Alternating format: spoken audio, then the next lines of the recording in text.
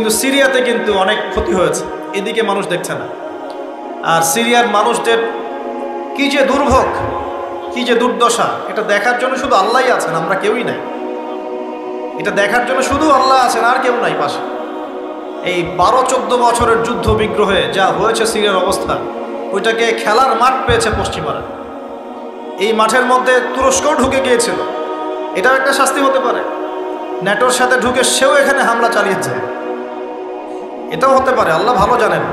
সিরিয়ার মাজলুম শিশুদেরকে আকাশের নিচে রাত কাটাতে হয়, 3 দিনে একবার খাবার পায় তারা।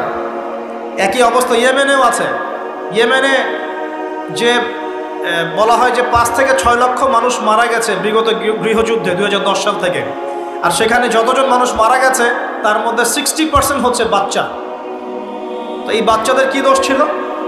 তারা কি জানতো শিয়া কাকে বলে, সুন্নি কাকে বলে?